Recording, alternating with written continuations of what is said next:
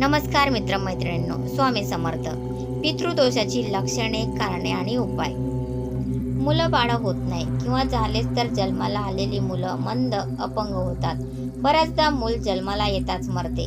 Number 2, नोकरी, व्यवसाय, उद्योगधंद्यात नुकसान होते. नंबर 3, कुटुंबात छोट्या गोष्टीवरून मोठे वादविवाद होतात. नंबर 4, घरात सतत कुणी ना कुणी आजारी राहते, दवाखाना सुटत नाही.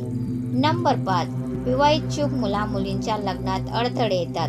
लग्न झाल्यानंतर वैवाहिक सुख मिळत नाही, घटस्फोटासारखी परिस्थिती येते. नंबर 6, अपघात होण्याचा धोका वाढतो. नंबर 7, प्रत्येक शुभ व मंगल कार्यात कोणत्या ना कोणत्या कारणाने अडथळे निर्माण होतात.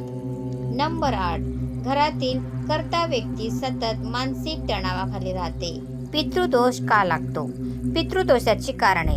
नंबर 1, घरातील एखाद्या व्यक्तीच्या मृत्यूनंतर त्याचे अंतिम संस्कार व्यवस्थित न झाल्यास किंवा अकाल मृत्यू झाल्यास कुटुंबाला पितृदोष लागतो. नंबर 2, पितृदोष पिढ्यानपिढ्या चालू राहतो. पितृदोष घालवण्यासाठी कोणते उपाय करावे? नंबर 1, पितरांचे फोटो घरात दक्षिण भिंतीवर लावावेत. त्यांना रोज फुलांचा हार घालून स्मरण करावे. नंबर 2, पिंपळाला जल, फुले, अक्षत, दूध, गंगाजल आणि काळे तीळ अर्पण करून पितरांना मोक्ष मिळावा म्हणून प्रार्थना करावी.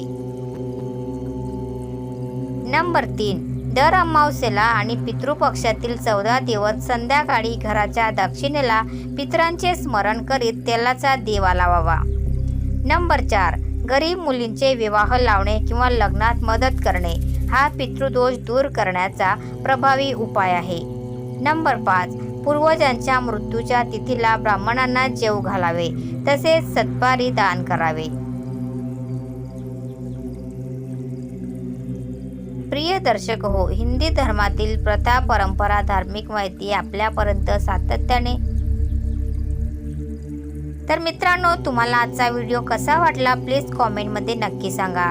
आणि व्हिडिओ जर आवडला असल्यास व्हिडिओला लाईक करा, शेअर करा आणि चॅनलला सबस्क्राईब करायला विसरू नका. धन्यवाद. Thanks for watching.